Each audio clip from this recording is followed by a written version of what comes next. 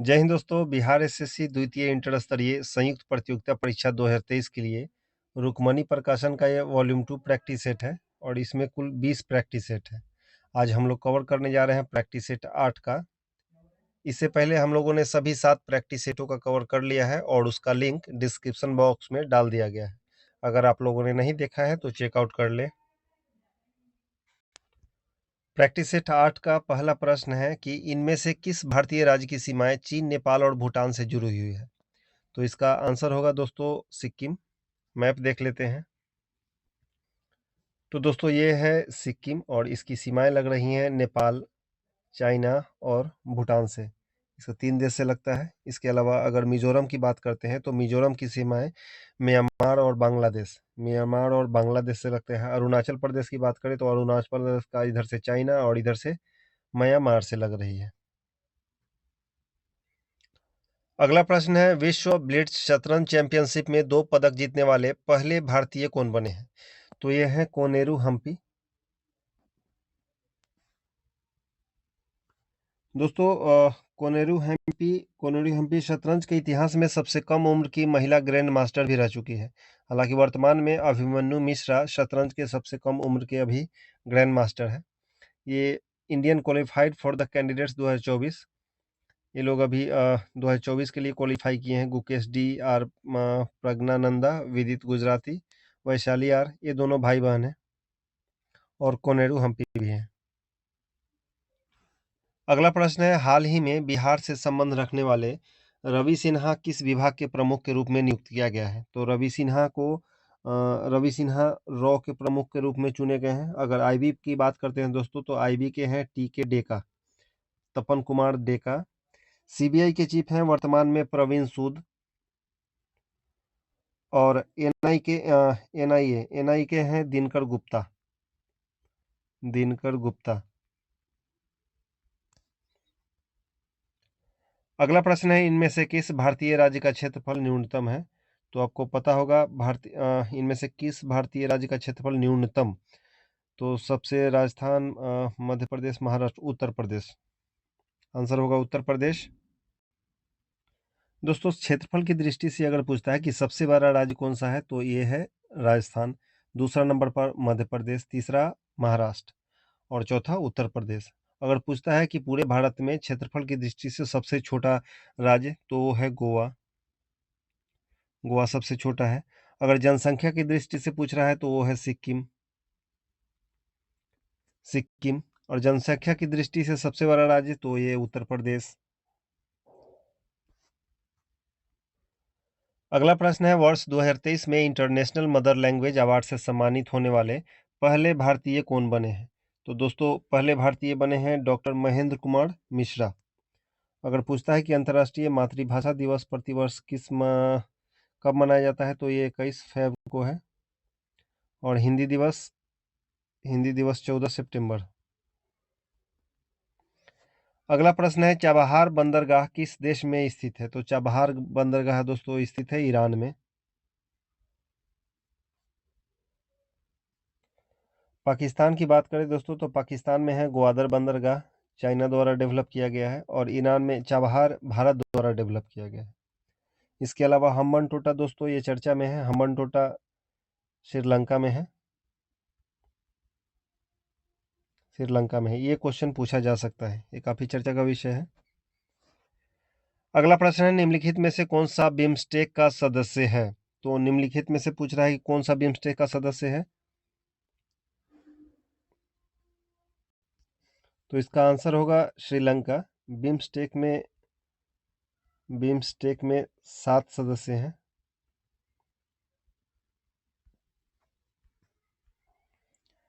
इसमें है दोस्तों बांग्लादेश, भूटान, भारत, नेपाल, श्रीलंका, म्यांमार और थाईलैंड। फुल फॉर्म है the Bay of Bengal initiative of multi sectoral technical and economic cooperation. गठन हुआ था इसका 1997 में बैंकॉक डिक्लेरेशन के अंतर्गत। 7 देश यही हैं। और इसकी इकोनॉमी है जीडीपी लगभग 2.7 ट्रिलियन। अगला प्रश्न है, भारतेंदु हरिश्चंद्र पुरस्कार किस क्षेत्र में योगदान के लिए दिए जाते हैं? तो दोस्तों ये हिंदी में जनसंचार माध्यम की पुस्तकों पर दिए जाते हैं। अगला है, जवाहरलाल नेहरू अवार्ड से सम्मानित प्रथम व्यक्ति कौन है? तो ये हैं प्रथम व्यक्ति यूथोंट। यूथोंट म्यांमार से संबंधित है।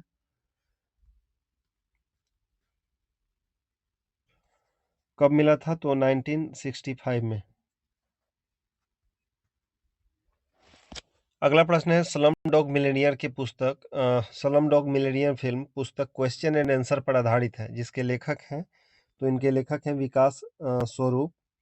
दोस्तों स्लम डॉग मिलियनेयर फिल्म के निर्देशक आप लोगों ने देखा होगा डैनी बॉयल थे, और इस फिल्म की पृष्ठभूमि मुंबई के एक झोपड़पट्टी वाले लोगों से संबंधित है। और इसमें ए आर रहमान, हाँ, ए आर रहमान को ग्रैमी अवार्ड से सम्मानित किया गया था इस फिल्म के लिए, याद रखिएगा। दोस्तों ये प्रश्न छूट गया था। प्रश्न 8 है, किस राज्य के लोहनक झील में बादल फटने से तीस्ता नदी में अक्टूबर 2023 के प्रथम सप्ताह में भयंकर बाढ़ आई थी? तो इसका आंसर होगा सिक्किम। दोस्तों आपको याद होगा कि सिक्किम में लोहनक झील के ऊपर बादल फटा था, जिसमें 23 जवान लापता हो गए थे। इनफैक्ट उनकी मृत्यु हो गई थी, और लगभग 23 जवानों से 120 लोग टोटल इसमें हताहत हुए थे। इसके अलावा इसमें सिक्किम स्थित तीस्ता 3 हाइड्रो पावर प्रोजेक्ट का 60 मीटर ऊंचा बांध भी बह गया था। ये है यहाँ से लोहनक रिवर और ये तीस्ता नदी, और बाद में ये हाइड्रो पावर प्रोजेक्ट ये बह गया था।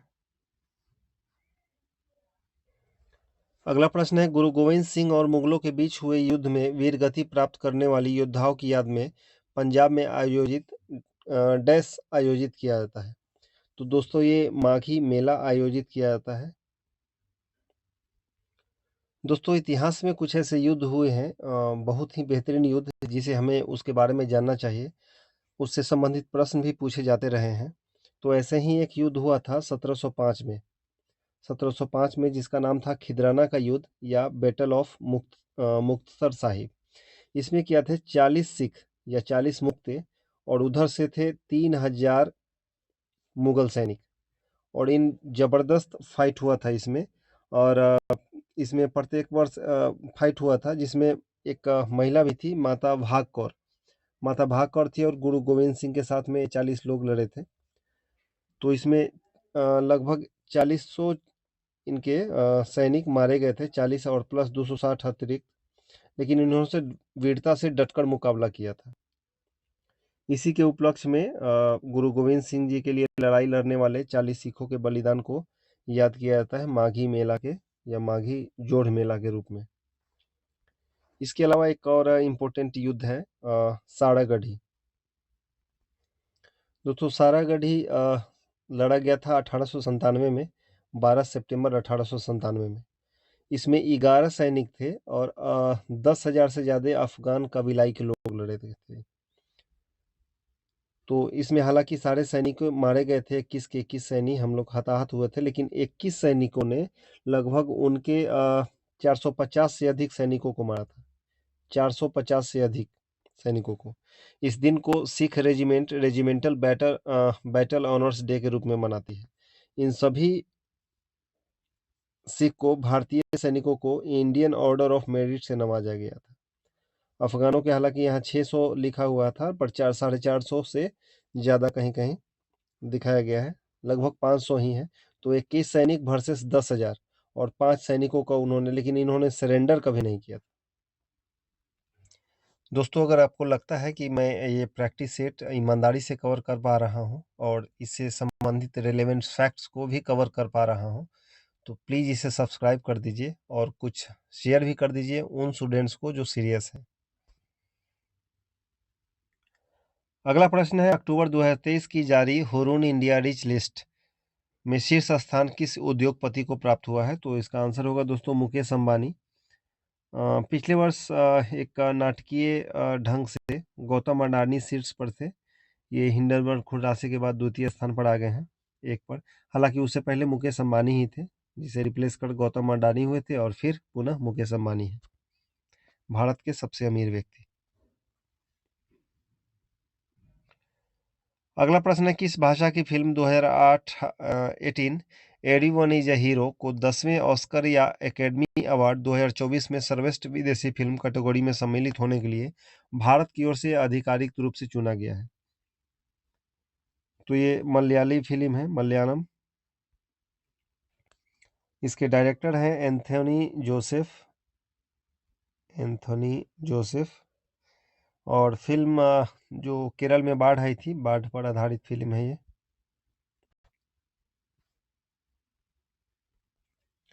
दोस्तों, सोचने वाली बात है कि हम अपनी फैमिली के लिए कमाते हैं और अपनी फैमिली से ही दूर रहते हैं। हम कमाकर जिस घर को बनाते हैं, उसी घर में मेहमान बनकर आते जाते हैं। कहते हैं कि वक़्त कहाँ से कहाँ आ गई, अब हमें भी कमाने की ज़रूरत आ गई। हमें भी शौक था जवान होने का, पर जब जवान हुए तो जवानी परदेस खा गई। घर के हालातों ने इस कदर मजबूर कर दिया, हम जिसके लिए कमाते हैं उसी से दूर कर दिया। कमोबेश बिहार के हर घर में कोई न कोई इससे जूझ रहा है। आप इसमें अपने भाई, अपने पिता या खुद को स्वयं को देख सकते हैं। ये व्यथा हर उस व्यक्ति की है जो रोजगार के लिए अपने परिवार, अपने घर, गांव और शहर से दूर हो जाते हैं, जो अपना खून पसीना एक कर देते हैं अपनों की खुशी के लिए। वे अपनी ज़िंदगी ही नहीं जी पाते। सो आपके लिए गोल्डन अपॉर्च्युनिटी है बिहार में रहकर गवर्नमेंट एम्प्लॉय बनने का और कहीं इधर-उधर के धक्के नहीं खाने का। नहीं तो एक छोटे से अदने से प्राइवेट जॉब के लिए आप ट्रेन में ठूँस कर जाओगे, किसी महानगर के कबूतर जैसे घरों में रहोगे, सड़कों पर धक्के खाओगे। आप अभ्यस्त हैं अपनी लिट्टी-चोखा के लिए, पर आपको मजबूरी में ढोकला, फाफड़ा, इडली, डोसा जैसे चीज़ खाना पड़ेगा। और किसी भी शहर में उस शहर के लोग आपको, मतलब दूसरे प्रदेशों के लोग को, हे दोयम दर्जे की दृष्टि से देखते हैं और उनको बोलते हैं, मतलब बिहारी, बंगाली, भैया, इन सब शब्दों के साथ संबोधन करते हैं और आप भन-भना के रह जाओगे। तो समय है, पढ़िए, खूब पढ़िए, दिन-रात एक कर दीजिए। मोबाइल पास में हो तो रील वगैरह मत देखिए। जो भी आपको रिलेवेंट चैनल है या मतलब के चैनल है, उसे ही देखिए और खूब मेहनत कीजिए। अगला प्रश्न मैथ का है। मैथ आप लोग खुद कवर कर लीजिएगा, बनाइएगा और देखिएगा। मैं धीरे-धीरे स्क्रॉल कर देता हूँ। आंसर को मैंने सही आंसर को टिक कर दिया है। मैथ करने से वीडियो बहुत लंबा चला जाएगा, इसलिए मैंने कवर नहीं किया है।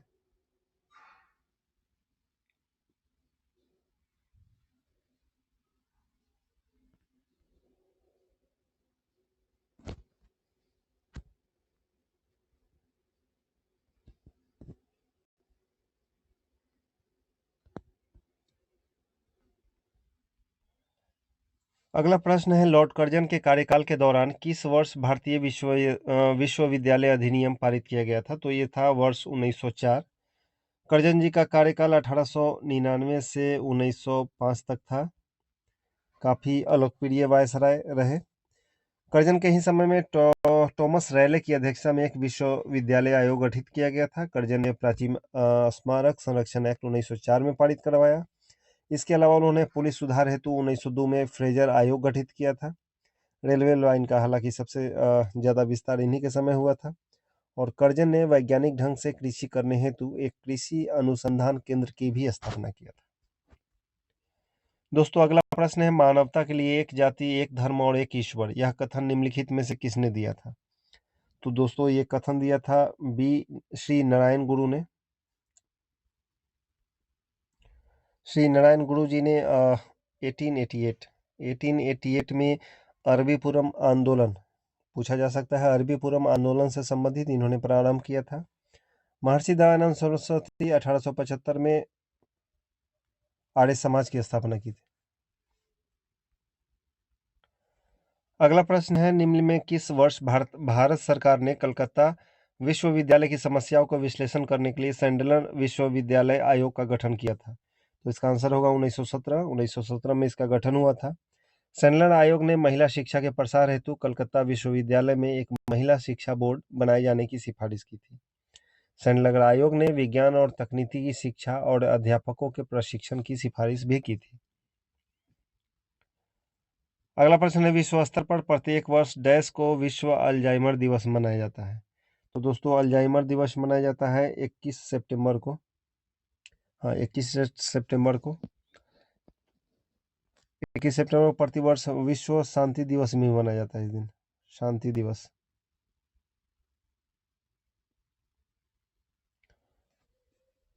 बारह अक्टूबर को 12 अक्टूबर के वर्ल्ड अर्थराइटिस दिवस मनाया जाता है, अर्थराइटिस। अगला प्रश्न है, निम्नलिखित में से किस भारतीय राज्य को पोलो खेल का उद्गम स्थान माना जाता है? हालांकि इसे माना ही जाता है, इसका आंसर होगा मणिपुर।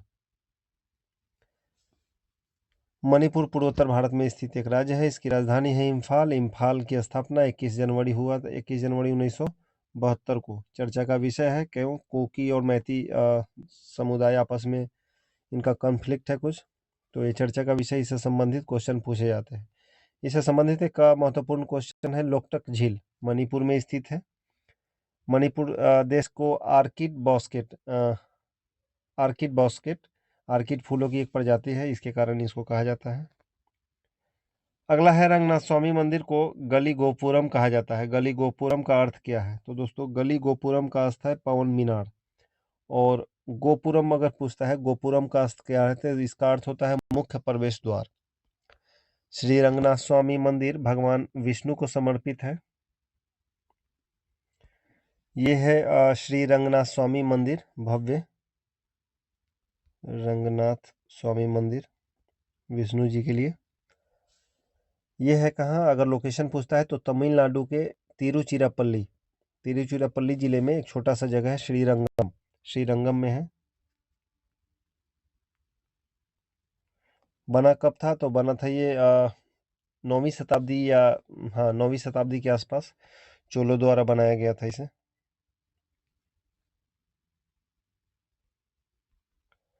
अगला प्रश्न है, गोदावरी बेसिन का सबसे बड़ा जलग्रहण क्षेत्र निम्नलिखित में से किस राज्य में है? तो ये जलग्रहण क्षेत्र में महाराष्ट्र इसका आंसर होगा। अगर दोस्तों गोदावरी की लंबाई पूछता है तो गोदावरी की लंबाई है 1465 मीटर। दक्षिण भारत की हाँ, प्रायद्वीपीय भारत की सबसे बड़ी नदी कहा जाता है इसको, और इसे दक्षिणी गंगा या वृद्ध गंगा के नाम से भी जाना जाता है। गोदावरी नदी घाटी कोयला, पेट्रोलियम और प्राकृतिक गैस के भंडार हेतु प्रसिद्ध है। अगला प्रश्न है, पृथ्वी के ठोस परपटी में पाई जाने वाली धातुओं की प्रचुरता के संदर्भ में लौह धातु का कौन सा स्थान है? तो दोस्तों अगर लौह धातु पूछता है तो ये है दूसरा, पहला स्थान एल्यूमिनियम का है। अगर प्रश्न करता है कि भूपर्पटी पर सर्वाधिक मात्रा में पाए जाने वाले तत्व घटते क्रम में, तो सबसे अधिक है ऑक्सीजन 46%, सिलिकॉन, एल्युमिनियम, लोहा और मैग्नीशियम। और यही अगर मेटल की बात करता है तो सबसे अधिक एल्युमिनियम जो इस प्रश्न में है, और दूसरे नंबर पर है आयरन। रिलेवेंट क्वेश्चन है कि पृथ्वी के 3 पार्ट हैं जो भूपर्पटी के। सबसे ऊपर है क्रस्ट, ये क्रस्ट, दूसरे नंबर पर मेंटल, और तीसरा सबसे अंदरूनी भाग है कोर, मेंटल और ये क्रस्ट। दोस्तों मैप से क्या है कि मैप से ना आप चीज़ों को अच्छी तरह से समझ पाते हो और इसे लंबे समय तक याद कर पाओगे आप। ऐसे अगर पढ़कर, अगर सीधे सीधे पढ़कर प्रैक्टिस सेट करवाऊंगा तो समय तो कम लगेगा, पर आपको अभी पढ़ोगे सुबह साफ हो जाएगा। अगर चीज़ों को मैप के माध्यम से, चित्र के माध्यम से, फिगर के माध्यम से देखते हैं तो ये चीज़ें न्यूरॉन्स आपकी ज़्यादा एक्सेप्ट करती है, और इसे मतलब रिलेवेंट क्वेश्चन से समझ पाते हो तो ये एक नोट बन जाती है और ज़्यादा समय तक आपको याद रहेगा। अगला प्रश्न है, वर्ष 2011 की जनगणना के अनुसार निम्न में से किस राज्य की प्रजनन दर भारत में सर्वाधिक है? तो इस मामले में दोस्तों हम सबसे आगे हैं, बिहार 2.98%, 2.98 रेट है इसका। और इंडिया की बात करें, इंडिया में कितना रेट है, तो ये 2.2 से घटकर 2% मात्र है, 2%। और इसके अलावा बिहार के कुछ जिलों में तो ये 3% से भी ज़्यादा है।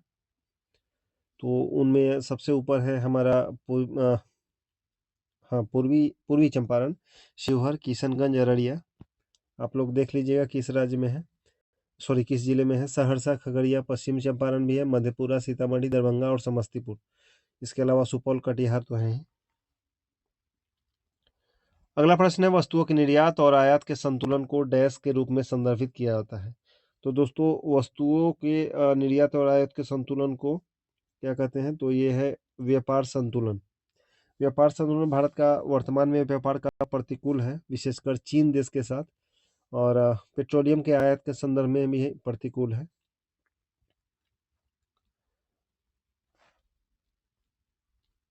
अगला प्रश्न है, शेरशाह सूरी का मकबरा कहाँ है? तो शेरशाह सूरी का मकबरा सबको पता होगा, ये सासाराम में है। सासाराम में है शेरशाह सूरी का। हाँ, इनकी मृत्यु कब हुआ तो ये 1545 ईस्वी में कालिंजर के किले में हो गया था। शेरशाह सूरी थे जो हुमायूं को 1539 में चौसा का युद्ध में हराया।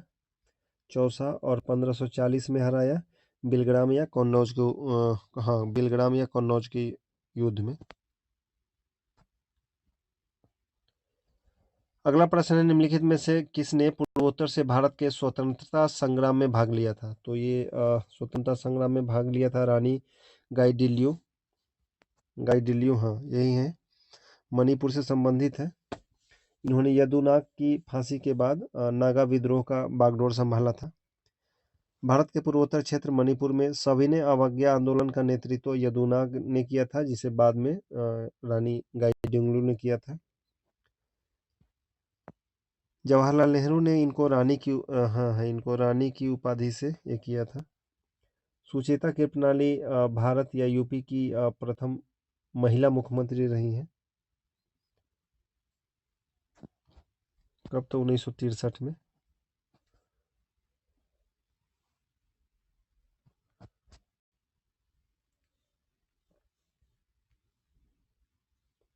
अगला प्रश्न, सिकंदरा जो आगरा का उपनगरीय क्षेत्र है, डैश के मकबरे से जुड़ा है? तो सिकंदरा अकबर के मकबरे से जुड़ा हुआ है। दोस्तों इसे याद कर लीजिएगा।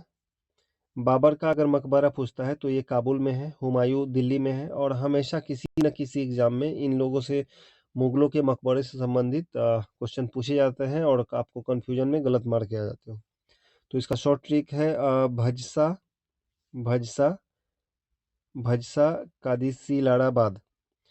बाबर काबुल, हुमायूं दिल्ली, अकबर सिकंदराबाद, जहांगीर लाहौर, शाहजहां आगरा, औरंगजेब औरंगाबाद।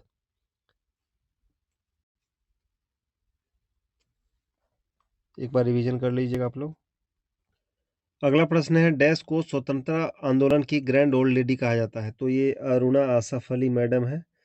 जाना जाता है ये भारत छोड़ो आंदोलन के दौरान ग्वालियर टैंक मैदान में भारतीय ध्वज फहराने के लिए जानी जाती हैं। इनको 1958 में दिल्ली की प्रथम मेयर भी बनी थी। अगर सरोजिनी नायडू को बात करें तो ये पहली महिला गवर्नर थी। उषा मेहता रेडियो संचालन किया करते थे भारत छोड़ो आंदोलन के समय, रेडियो प्रसारण। और विजया लक्ष्मी पंडित जवाहरलाल नेहरू की बहन थी, और ये इन्होंने संयुक्त राष्ट्र महासभा की 8वीं अध्यक्षा के रूप में चुनी गई थी। विश्व की पहली महिला और भारतीय थी ये। अगला प्रश्न है, किस प्रकार की फसलें मिट्टी की उत्पादकता बढ़ाती हैं? तो ये दालें हैं। दाल क्यों बढ़ाती है? तो इसमें राइजोबियम नामक बैक्टीरिया होता है, जिसके कारण उत्पादकता इससे बढ़ती है। इसके अलावा सूक्ष्म जीवों की क्रियाशीलता और आवश्यक पोषक तत्वों की उपलब्धता में वृद्धि दलहनी फसलों से ही होती है। धान की फसलों में, अगर धान की फसलों से संबंधित पूछता है तो इसे CH4 मीथेन गैस उत्सर्जित होता है। दलहनी फसलों की एक विशेषता है कि ये वातावरण से नाइट्रोजन का अवशोषण करके मिट्टी में इसको स्थिरीकरण करती है। तो दलहन फसलों में यूरिया हम लोग नहीं देते। आगे मैथ से है, मैथ आप लोग कर लीजिएगा। मैं स्क्रॉल कर देता हूँ धीरे धीरे। सही आंसर पर टिक दिया गया है।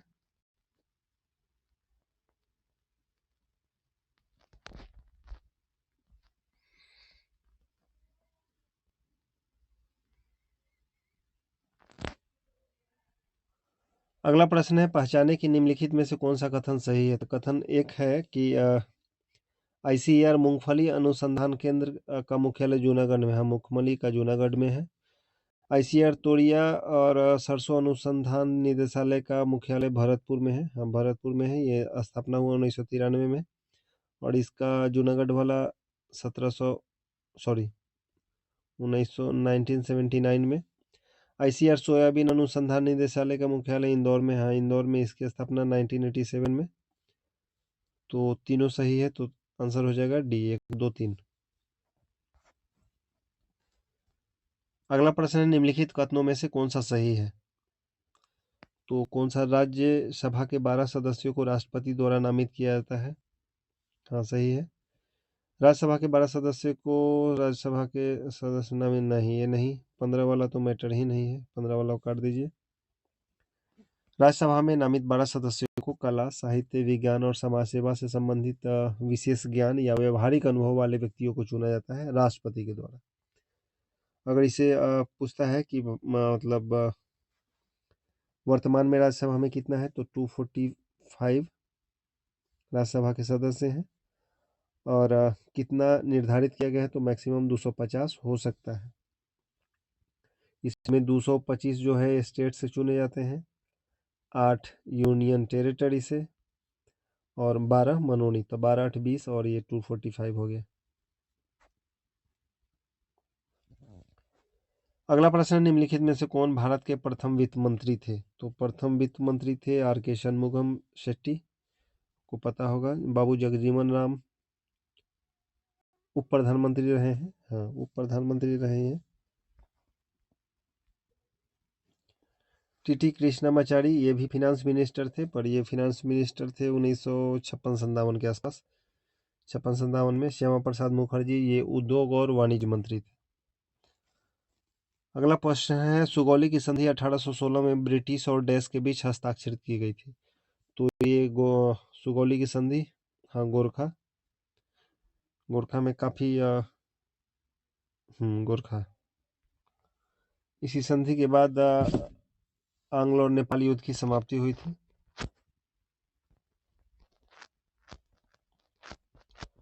अगला प्रश्न है, म्यांमार का धर्म कौन सा है? तो म्यांमार का प्रमुख धर्म कौन सा है? तो बौद्ध धर्म है।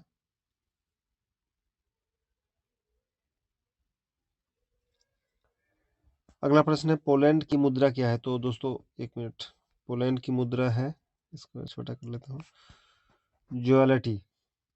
एन कहाँ है? एन जापान की है। डॉलर 20 से अधिक, 20 से प्लस, जैसे सॉरी,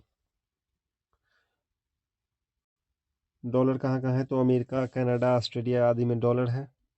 यूरो 27 यूरोपियन कंट्री का यूनियन का एक समूह है, जिसमें 20 से ज़्यादा देशों का ऑफिशियल यूरो है। यूरो में कौन है? तो Spain, Italy, Austria, Belgium, Finland, France, Germany आदि है। अगला प्रश्न है, सिंधु लिपि निम्नलिखित में से किस ओर लिखी जाती है? तो सिंधी लिपि उल्टा लिखा जाता है, दाईं से बाईं की ओर। अगला है, 1986 में राजीव गांधी की सरकार ने लोकतंत्र के लिए पंचायती राज संस्थाओं को पुनरुद्धार और विकास पर एक समिति का नियुक्त किसके अध्यक्षता में किया था? तो ये थे LM सिंघवी। इन्होंने सिफारिश किया था कि पंचायती राज संस्थाओं को संवैधानिक रूप से मान्यता देनी चाहिए।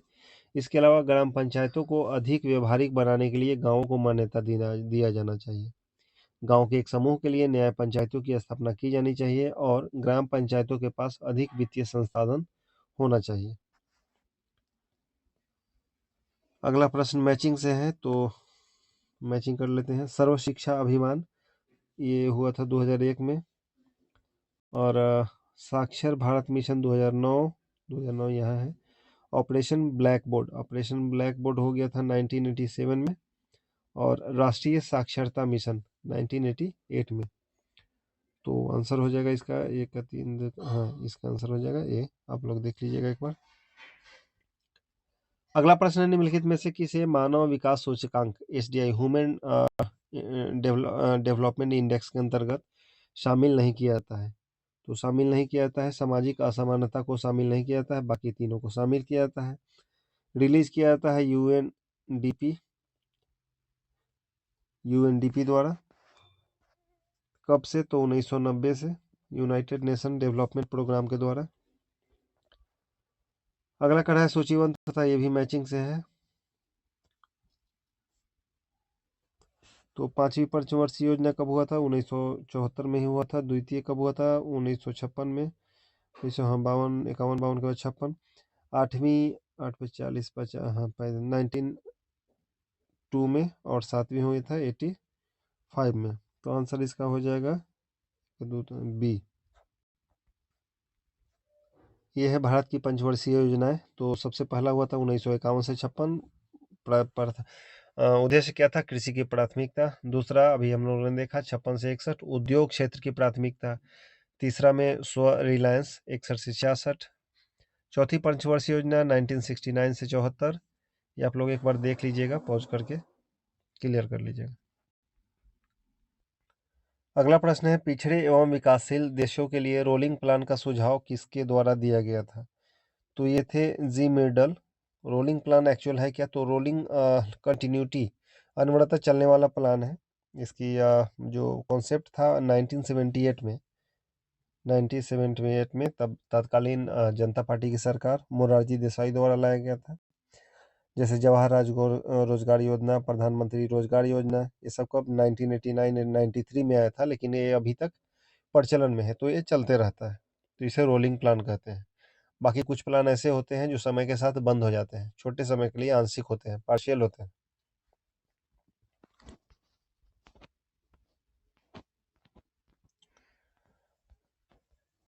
अगला प्रश्न है, राजनीतिक स्वतंत्रता राष्ट्र के लिए जीवनदायी होती है, यह कथन किसने कहा था? तो ये कथन कहा था अरविंद घोष ने। हाँ। महात्मा गांधी का स्टेटमेंट था कि पहले स्वयं में वह बदलाव लाए जो आप दूसरों में देखना चाहते हैं। इसके अलावा जवाहरलाल नेहरू कहते हैं कि जवाहरलाल नेहरू का इनका है कि अपनों को संकट में डालकर कार्य संपन्न करने वालों की विजय होती है, कायरों को नहीं। और कवि रविंद्र ने कहा था, इन्होंने कहा था कि विश्वास वह पक्षी है जो प्रभात के पूर्व अंधकार में ही प्रकाश का अनुभव करता है और गाने लगता है। अगला प्रश्न है, निम्नलिखित में से किस लोक नृत्य को संबंध असम राज्य से नहीं है? तो असम राज्य से दोस्तों नट पूजा, चोगली, बिहू, ये तीनों का है। काठी का नहीं है। काठी कहाँ का है? तो काठी है मध्य प्रदेश का। अगर पूछता है दोस्तों तमाशा, तमाशा कहाँ का है? तो तमाशा है महाराष्ट्र का। कालबेलिया पूछता है तो कालबेलिया राजस्थान से संबंधित है। छऊ, सरहुल, कर्मा, विदेशिया, ये झारखंड का है। अगला प्रश्न है 75, वर्ष 1962 में किसने the history of ocean basins प्रकाशित किया, जिसमें प्लेट विवर्तनिक के सिद्धांत को रेखांकित किया गया, जिसे बाद में सागर नीतल प्रसरण कहा जाता है? तो इसका आंसर होगा दोस्तों, ये थे हैरी डेमंड हेस। हेमंडेस ने वर्ष 1960 में प्लेट विवर्तनी के संदर्भ में ये कॉन्सेप्ट दिया था। प्लेट कितने? 7, मतलब मेजर 7 बड़ी प्लेटें हैं जो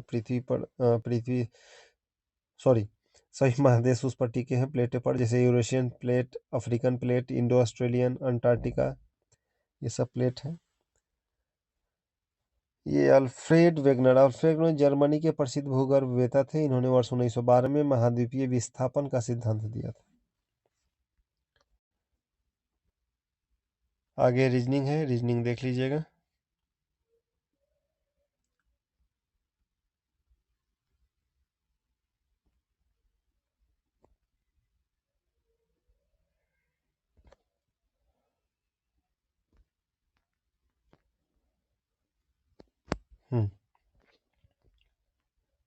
अगला प्रश्न है, भारतीय संविधान में 2022 के संशोधन के माध्यम से निम्नलिखित में से किस समुदाय को भारत सरकार द्वारा अनुसूचित जनजाति का दर्जा दिया गया है? तो दोस्तों ये दर्जा दिया गया है नारी कोरवन, हट्टी और कुडू कुरुबा, 1 2 3, हाँ ये है ना, इसलिए इसका आंसर ये है नारी कोरवर समुदाय। और ये तमिलनाडु से संबंधित है, TN।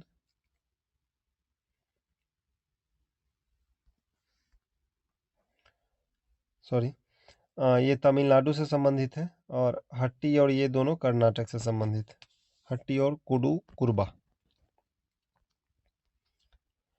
अगला है कि अवध राज्य को किसने ब्रिटिश राज्य में विलय किया? तो अवध राज्य को विलय करने वाला था लॉर्ड डलहौजी। किस लिए विलय किया? तो कुशासन के आधार पर इनको विलय किया था। दोस्तों 1856, 1856 में इन्होंने अवध पर कुशासन का आरोप लगाकर नवाब वाजिद अली शाह को अवध की गद्दी से पदच्युत कर दिया था। उसके बाद 1857 के विद्रोह का तब अवध से विद्रोह का नेतृत्व बेगम हजरत महल ने किया था। दोस्तों हेस्टिंग जी की बात कर ले तो हेस्टिंग जी का 1772 से लेकर 85 तक का कार्यकाल था। वेलेजली जी 1798 से 1805 और कर्जन का भी हम लोगों ने जिक्र किया 1899 से 1905। अगला है अंतर्राष्ट्रीय श्रम संगठन का मुख्यालय कहाँ है? तो अंतर्राष्ट्रीय श्रम संगठन का मुख्यालय जेनेवा में है। हाँ, जेनेवा में है। 1919 की वर्साई की संधि के द्वारा ILO का गठन किया गया था। यूनेस्को का राजधानी, हाँ, यूनेस्को का मुख्यालय पेरिस में है। पेरिस में यूनेस्को। वाशिंगटन डीसी में क्या है? तो इसका वर्ल्ड बैंक का है, वर्ल्ड बैंक का। और रोम में किसका है? तो रोम में है FAO, इसका है, विश्व खाद्य संगठन। अगला है बुशवेल्ड घास स्थल पाए जाते हैं। बुशवेल्ड घास स्थल दोस्तों, ये वेल्ड, इनफैक्ट कभी कभी वेल्ड भी पूछता है, तो वेल्ड कहाँ है? तो दक्षिण अफ्रीका में पाया जाता है। ये कुछ प्रमुख घास के मैदान है विश्व का। इसमें कन्फ्यूजन होता है और जनरली याद नहीं रहता है, तो याद कर लीजिएगा एक बार। सवाना अफ्रीका में याद रहेगा, लानोस कंबोज रहेगा, वेनेजुएला। प्रेयरी कहाँ है? तो USA में, पंपास अर्जेंटीना। वेल्ड अभी हम लोगों ने पढ़ा दक्षिण अफ्रीका, डाउन्स ऑस्ट्रेलिया, डाउन्स भी याद रहता है। स्टेपीज एशिया, यूरोप, और कंबोज ब्राज़ील में। मैप से देखिएगा एक बार, मैप से समझ में आ जाएगा।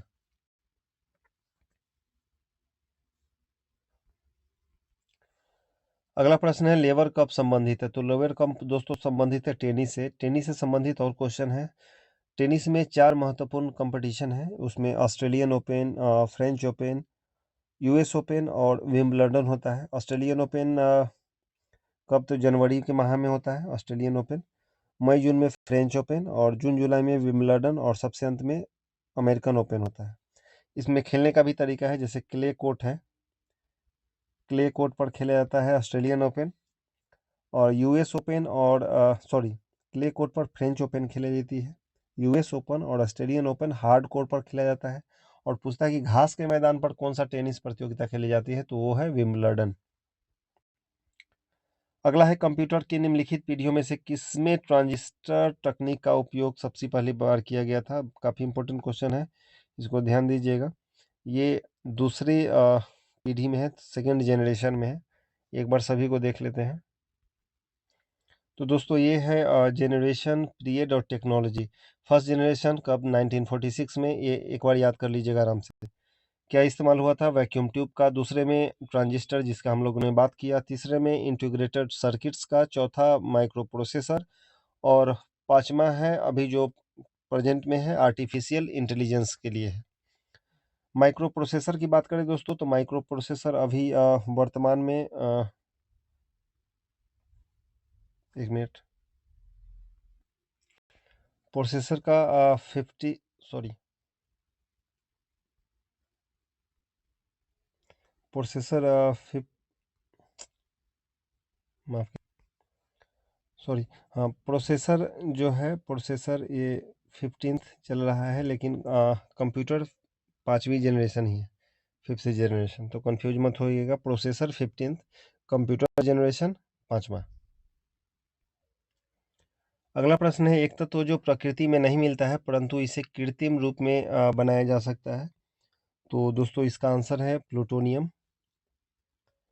प्लूटोनियम एक्टिनाइड्स होता है, ये रेडियो सक्रिय तत्व है। इसका उपयोग नाभिकीय ईंधन और पेसमेकर में भी किया जाता है, और इसका निर्माण किया था सीबोर्ग ने।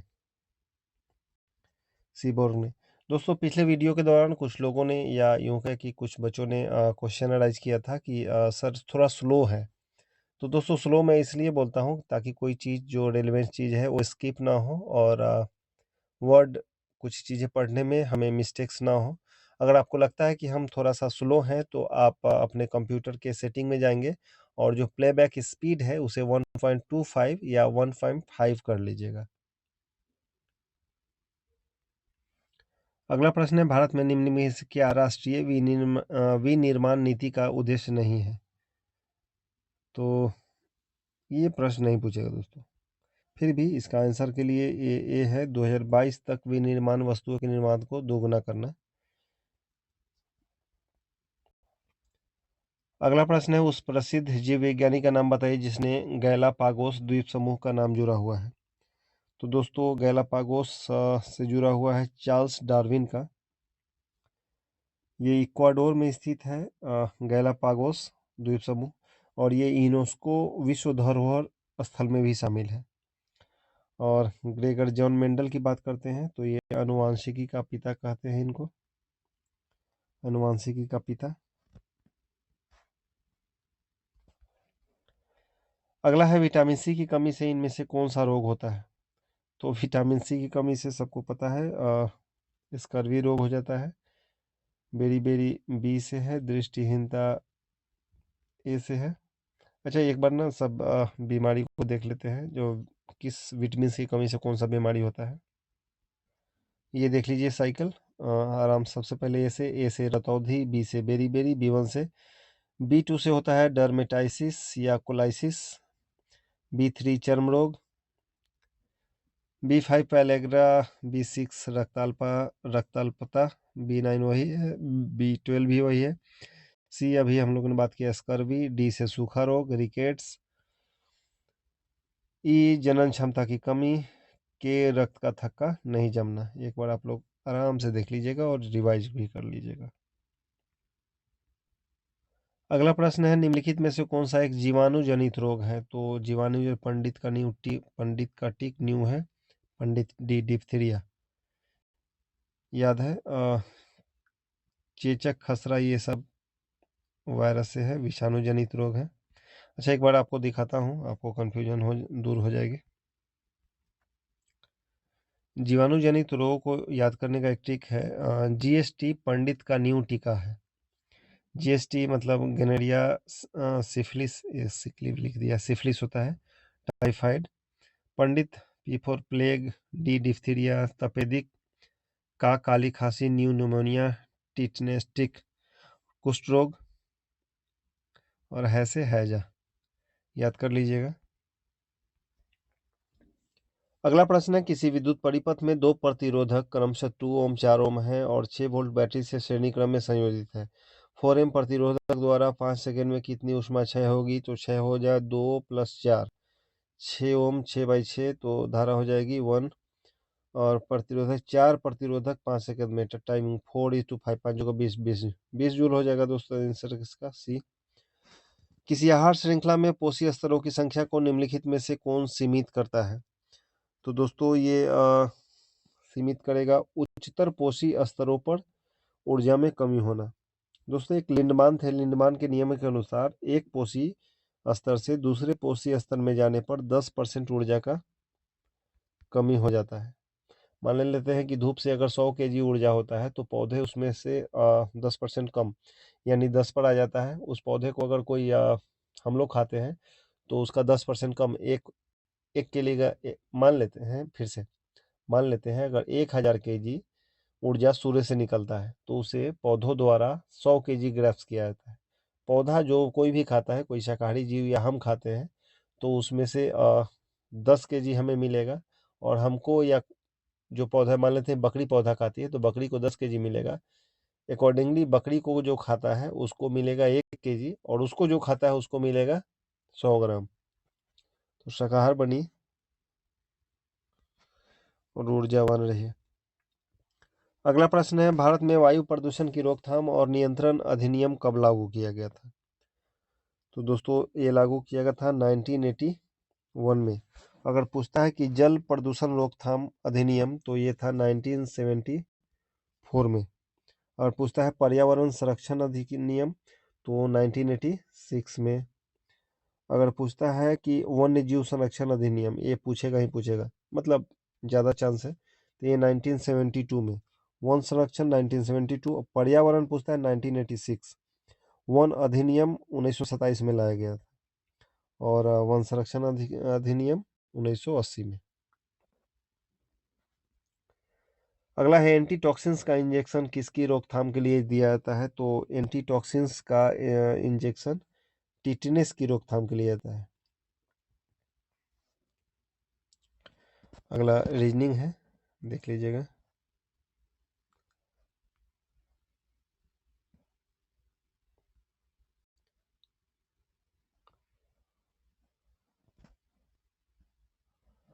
ये थोड़ा डल हो गया है। हाँ, अगला प्रश्न है निम्नलिखित में से कौन सा कथन सामान्यतः कार्बनिक यौगिकों के लिए सही है? तो ये विद्युत का उत्तम चालक होते हैं, नहीं ये नहीं है। ये विद्युत के अल्प चालक होते हैं, सही है। इनके अणुओं के मध्य प्रबल आकर्षण बल होते हैं, नहीं बिल्कुल नहीं। और इनके अणुओं के मध्य प्रबल आकर्षण बल नहीं होते, हाँ सही है। तो इसका आंसर हो जाएगा डी। क्यों? तो दोस्तों कार्बन का परमाणु संख्या होता है 6, कार्बन यौगिक, हाँ कार्बनो 6 होता है। तो इसका इलेक्ट्रॉनिक विन्यास की बात करें तो 2 और 4 हो गया 4। तो 4 संयोजी इलेक्ट्रॉनों के साथ केवल सहसंयोजी यौगिक बनाता है, जो कम अंतराण्विक आकर्षण बल प्रदर्शित करते हैं तथा विद्युत धारा को प्रवाहित करने के लिए इनमें जो फ्री इलेक्ट्रॉन्स होते हैं नहीं होते हैं। अतः ये विद्युत के अल्पचालक होते हैं। क्या होते हैं? अल्पचालक। इसके अलावा इनके अणुओं के मध्य आकर्षण बल भी दुर्बल होता है। और कार्बनिक यौगिक जल में अविलय लेकिन कार्बनिक विलायक में विलय होता है। अगला है निम्नलिखित में से कौन विद्युत का सबसे अच्छा चालक है? तो सबसे अच्छा चालक चांदी है, सबको पता होगा। क्यों है? तो चांदी के सॉरी, हाँ, चांदी तन्य और आघात वर्धनीय धातु है, इसलिए इसे तार और चादरों में आसानी से बदला जाता है। और एल्युमिनियम, इसके बाद एल्युमिनियम है। एल्युमिनियम का 13 परमाणु क्रमांक 13 होता है। इसका उपयोग विद्युत तार बर्तन आदि बनाने में किया जाता है। अगला प्रश्न है निम्नलिखित में से कौन सा गुणधर्म सामान्यतः आयनिक यौगिकों के द्वारा प्रदर्शित नहीं किया जाता है? तो इसका आंसर होगा ठोस अवस्था में विद्युत चालकता। आयनिक यौगिक जल में घुलनशील होते हैं, ये कार्बनिक यौगिकों में अघुलनशील होते हैं। अगला प्रश्न है पराबैंगनी अल्ट्रावायलेट क्षति से पादपों की रक्षा करने वाला वर्णक क्या है? तो इसका वर्णक है फाइकोसाइनिन। फाइकोसाइनिन दोस्तों प्रकाश संचयन फाइटोबिली प्रोटीन परिवार से एक प्रोटीन कॉम्प्लेक्स है। अगला प्रश्न निम्नलिखित में से असत्य प्रकथन का चयन कीजिए। तो असत्य है प्रेरित धारा की दिशा के फ्लेमिंग दक्षिण हस्त नियम का सरल नियम है, सही है। धारावाही चालक के चुंबकीय क्षेत्र की दिशा जानने के लिए दक्षिण हस्त अंगुष्ठ नियम का उपयोग किया जाता है, सही है। दिश तथा प्रत्यावर्ती धाराओं में अंतर है कि दिष्ट धारा सदैव एक ही दिशा में प्रभावित होती है, जबकि प्रत्यावर्ती धारा की दिशा प्रत्यावर्ती रूप में उत्क्रमित होती है, ये भी सही है। भारत में प्रत्यावर्ती धारा में 1/1 सेकेंड के पश्चात नहीं, ये नहीं है, ये नहीं होगा। हाँ, बाकी सब सही है। दोस्तों एसी विद्युत धारा में परिमाण और दिशा दोनों समय के साथ बदलते रहते हैं। और एसी विद्युत धारा की आवृत्ति लगभग 50 हर्ज होती है, इसमें 3% हाँ प्लस माइनस होता है। और डीसी विद्युत धारा का परिमाण हमेशा कांस्टेंट रहता है। अगला प्रश्न है निम्नलिखित में से किसके द्वारा निश्चित रूप से किसी दूरस्थ ऊंचे भवन की पूरी लंबाई का प्रतिबिंब देखा जा सकता है? तो दोस्तों इसका आंसर होगा बी, उत्तल दर्पण। उत्तल दर्पण वस्तुओं के आभासी सीधा और वस्तुओं से छोटा प्रतिबिंब बनाता है, अतः किसी दूरस्थ ऊंचे भवन की पूरी लंबाई का प्रतिबिंब उत्तल दर्पण के प्रयोग से देखा जा सकता है। उत्तल दर्पण का प्रयोग साइड मिरर के रूप में किया जाता है। और उत्तल दर्पण की फोकस दूरी पॉजिटिव होती है। इसके अलावा अगर पूछता है कि अवतल दर्पण तो अवतल दर्पण द्वारा प्रतिबिंब आभासी और वास्तविक दोनों प्रकृति के होते हैं। अगला प्रश्न नाभिक की खोज किसने किया था? तो नाभिक का खोज सबको पता होगा, ये किया था हेनरी रदरफोर्ड ने। अगर चैडविक जी क्या किए थे? तो इन्होंने न्यूट्रॉन का खोज किया था। जे जे थॉमसन इलेक्ट्रॉन और बोर बोर क्या, नील्स बोर, ये ध्यान में नहीं आ रहा है। न्यूट्रॉन, इलेक्ट्रॉन और प्रोटॉन का Rutherford, Henry Rutherford. Rutherford proton का भी खोज किए थे।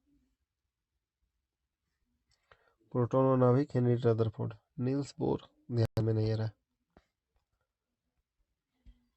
अगला प्रश्न है, मानव शरीर में उस एंजाइम का नाम बताएं जो कार्बोहाइड्रेट को तोड़ने में मदद करता है। तो दोस्तों, कार्बोहाइड्रेट को तोड़ने में मदद करता है, ये है एमाइलेज। हाँ, एमाइलेज होगा। जो पैनक्रियाज है, पैनक्रियाज से 3 एंजाइम निकलता है, उसको बोलते हैं लैट, लाइपेज, एमाइलेज, ट्रिप्सिन। तो एमाइलेज जो है कार्बोहाइड्रेट को तोड़ने में मदद करता है। इसके अलावा जो ये प्रोटीएज है, प्रोटीएज क्या है, प्रोटीएज और पेप्टिडेज, ये सब प्रोटीन को अमीनो एसिड में तोड़ता है।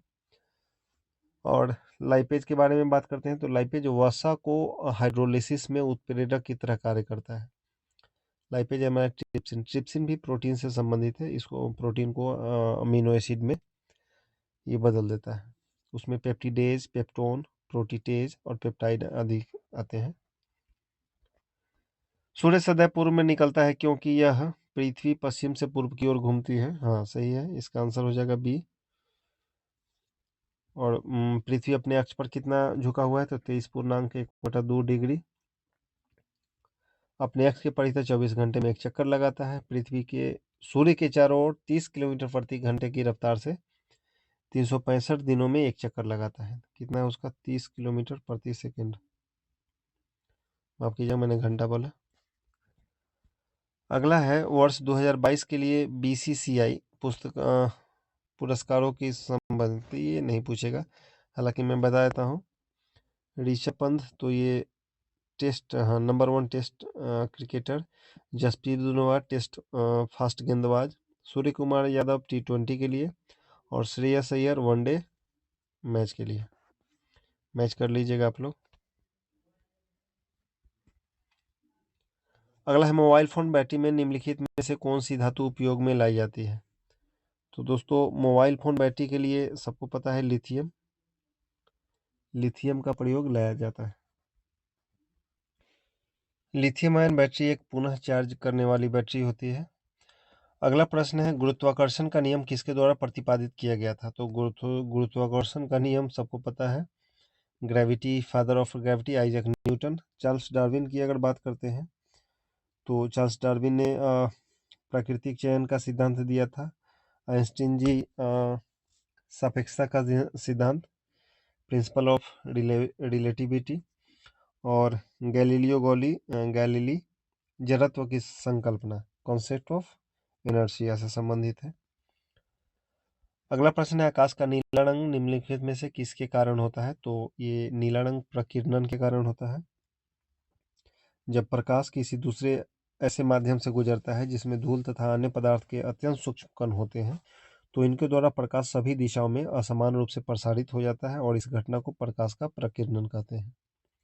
प्रकीर्णन सबसे अधिक लाल रंग में सबसे अधिक होता है बैंगनी रंग में, और सबसे कम होता है लाल रंग में।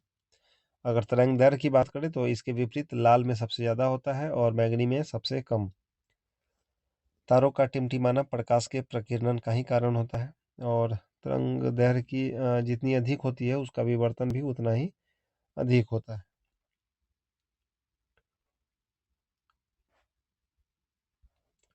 अगला प्रश्न है, व्यायाम विज्ञान पर अध्ययन किस शाखा में किया जाता है। तो एक्सरसाइज साइंस पर अध्ययन किया जाता है, इसको बोलते हैं कैलिस्थेनिक्स। क्रायोनेजिक्स वो इंजन, हाँ, हेवी इंजन के अध्ययन को बोला जाता है। फिजिक्स की वह शाखा जिसमें अत्यधिक निम्न ताप उत्पन्न करने वाले और उसके अनुप्रयोगों का अध्ययन किया जाना। मृत पदार्थों के निर्माण और उसके तकनीक, लक्षण तथा निर्माण में प्रयुक्त कच्चे माल से संबंधित उद्योग को हम मृत का शिल्प या सिरेमिक्स कहते हैं।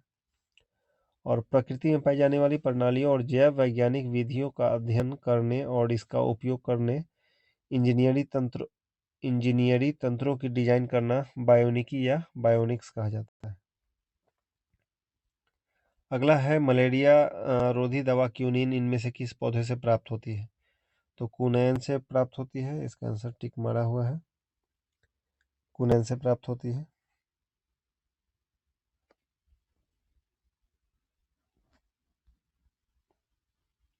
रीजनिंग है।